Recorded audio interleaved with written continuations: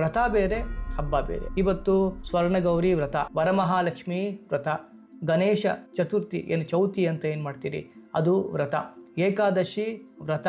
ಈ ವ್ರತಗಳನ್ನು ನಾವು ಹಬ್ಬ ಮಾಡ್ದಂಗೆ ಮಾಡ್ತಾ ಇದ್ದೀವಿ. ವ್ರತಕ್ಕೂ ಹಬ್ಬಕ್ಕೂ ತುಂಬ ವ್ಯತ್ಯಾಸ ಇದೆ. ಈ ವ್ರತ ನಮ್ಮ ದೇಹ, ಇಂದ್ರಿಯ ಮತ್ತು ಅದರಲ್ಲಿ ಇರುವ ದೋಷಗಳೇನಿರ್ಬೋದು, ನಮ್ಮ ಜಾತಕದ ದೋಷಗಳಿರ್ಬೋದು ಅಥವಾ ಪರಂಪರಾಗತವಾಗಿ ಬಂದ ದೋಷಗಳು ಏನಿದೆ ಇವೆಲ್ಲವನ್ನ ದೂರ ಮಾಡಿಕೊಳ್ಳಲಿಕ್ಕೆ ನಮ್ಮ ಹಿರಿಯರು ಕೊಟ್ಟಂತಹ ಅಮೂಲ್ಯವಾದ ಒಂದು ಆಚರಣೆ. ಇಲ್ಲಿ ಡಿಟಾಕ್ಸಿಫಿಕೇಶನ್, ಕ್ಲೆನ್ಸಿಂಗ್ ಪ್ರೋಸೆಸ್ ಆಗಬೇಕು. ವ್ರತದಲ್ಲಿ ಪ್ರತ್ಯಾಹಾರ ಅಂತ ಕರಿತೀವಿ. ಇಂದ್ರಿಯಗಳನ್ನು ಒಳಮುಖ ಮಾಡಿಕೊಳ್ಬೇಕು. ಇಂದ್ರಿಯ ಭೋಗದಿಂದ ನಾವು ನಮ್ಮನ್ನ ಹಿಮ್ಮೆಟ್ಟಿ ಮನಸ್ಸನ್ನ ಅಂತರ್ಮುಖ ಮಾಡಿಕೊಂಡು ಜ್ಞಾನ ಭಕ್ತಿ ವೈರಾಗ್ಯ ಹೆಚ್ಚಾಗುವಂತೆ ಅನುಷ್ಠಾನಗಳನ್ನು ನಿಮ್ಮ ಗುರುಗಳು ಕೊಟ್ಟಂತೆ ಅದನ್ನ ಮಾಡಬೇಕು. ಮುಖ್ಯವಾಗಿ ಆವತ್ತು ಸಾಲವನ್ನ ಮಾಡಿ ಯಾವುದೇ ಆಚರಣೆಯನ್ನ ಮಾಡಬಾರದು. ನಿಮ್ಮ ಆಡಂಬರವನ್ನ ಭಗವಂತ ಕೇಳುವುದಿಲ್ಲ.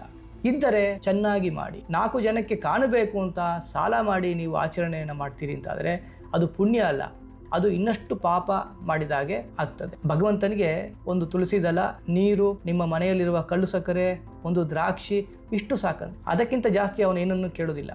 ಅಥವಾ ಅವನದ್ದಲ್ಲದನ್ನು ಕೊಡುವ ಶಕ್ತಿಯೂ ನಮಗಿಲ್ಲ. ನಾವು ಏನನ್ನು ಕೊಡ್ಬೋದು? ನಮ್ಮ ಆತ್ಮ ಸಮರ್ಪಣೆಯನ್ನು ಮಾಡ್ಬೋದು, ಶ್ರದ್ಧೆ ಭಕ್ತಿಯಿಂದ ಅನುಷ್ಠಾನವನ್ನ ಮಾಡ್ಬೋದು, ಶರಣಾಗತಿಯನ್ನ, ಅನ್ಯಥಾ ಶರಣಂ ನಾಸ್ತಿ, ನನಗೆ ಯಾರೂ ಕಾಪಾಡೋರಿಲ್ಲ, ನೀನು ನನ್ನನ್ನು ಕಾಪಾಡಬೇಕು, ಜ್ಞಾನ ಭಕ್ತಿ ವೈರಾಗ್ಯವನ್ನ ಕೇಳಬೇಕು.